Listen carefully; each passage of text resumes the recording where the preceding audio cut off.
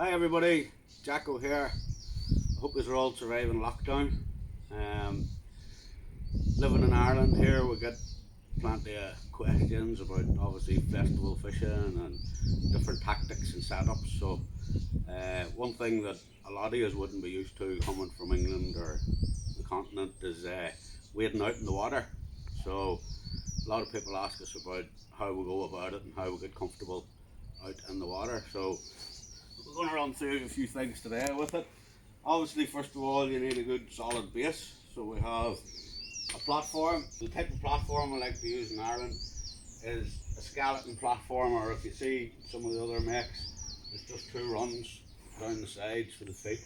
The reason for this is if you're out in the loch and you get a big wave, if this is solid, it tends to lift the platform. The waves will lift the platform.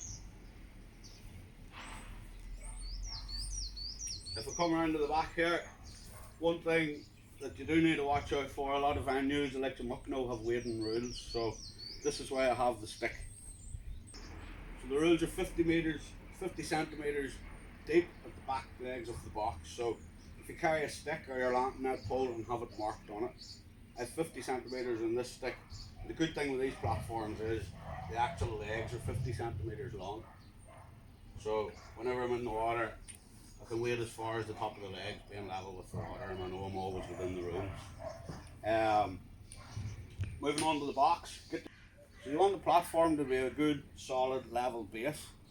Set your box up on the platform as if you were on the ground, so you're leveling off with your spirit levels and getting everything at the right height. We'll jump up here and show you all the different things that I have around me and how I set them up. Now, obviously when you're up here you could be 10 metres out in the water, so you want everything out with you and you don't want to have to be climbing back off to go back to the shore to get anything. So everyone has to come out at the start, take 5 or 10 minutes before the match and make sure you've got everything. Sit down and just do a bit of a checklist, make sure you have everything out with you. Lots of guys would use a side tray on both sides. I don't. I like a big side tray on the side which will take all my bait, my hook bait, my ground bait that I'm using. And I like on this side 2 buckets. In this one I'll have my ground bait.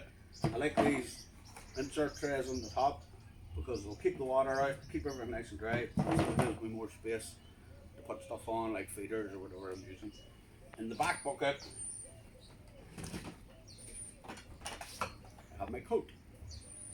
Keep it all nice and dry. As you know, it rains a little bit in Ireland, so we need our jacket out with us at all times, and there's no point in having a wet jacket. So in between the buckets I have 2 rod rest holders where I can put my feeder rods. I can put a third one on here or a fourth one on here. So I can have 4 of these all off the one side. I have a butt rest, so not something I would normally use much, but if you're looking to chop worms or do something else with your bait, you can set your rod down and you don't need to worry about it jumping about in your knee. Normally I would fish with it on my knee because I want to be quick on the bites, but I always have a butt rest. When I'm not using it, just drop it down out of the way and then it doesn't get. That's it. So coming around to the other side, I have my pole roosts. So I have all my top kits out to the left and my feeder rods out to the right. As you know, I've touched on it before, it rains a wee bit in Ireland, so a lot of guys use the side trays with the hoods on. I'm a bit more old fashioned, I still like a brolly. So if I have to put the brolly up, I'll put my top kits at the back and I'll have the brolly up in the middle, keep everything nice and dry. So if you don't want to use a brolly or a hood, some people find that they get in the way. The new EVA stuff's very, very good. A lot of it has a lid on it. You can lift it up and down, keep the stuff dry. Another tip that probably most people wouldn't know, one that came from Kevin Johnson, a lot of is will know him.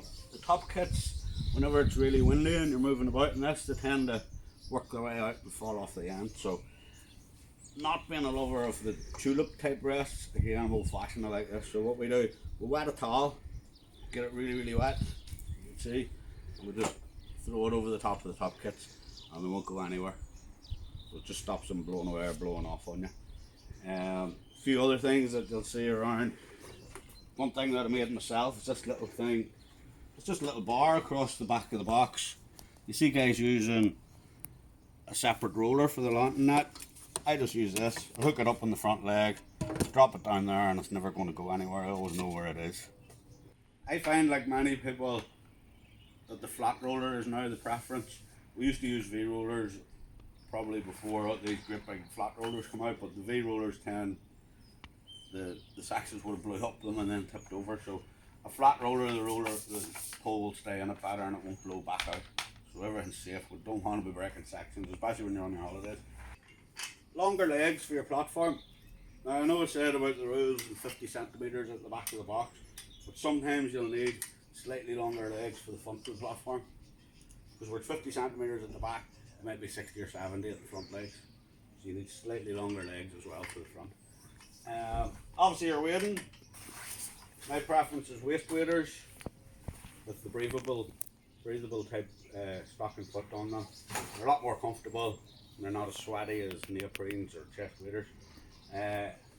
Again, be prepared, bring extra clothes. If you can afford an extra set of waterproofs, bring an extra set of waterproofs. If it gets a lot of rain today and you get soaked wet through, you can leave your waterproofs at your digs the next day and then alternate them day about. That's it for now, folks. I hope some of that has been of help to you. Don't be afraid to get in touch if there's anything you need to know about any aspect of fishing in Ireland at all. This will be your normal setup most places you go. The Erne, Muckno, Garadice, Enniscara, the setup's the same for all of them. So if you can leave the house heading on your holiday to Ireland and you've all the kit, there's no reason for you to get stuck. So hopefully we'll see you all later on in the year.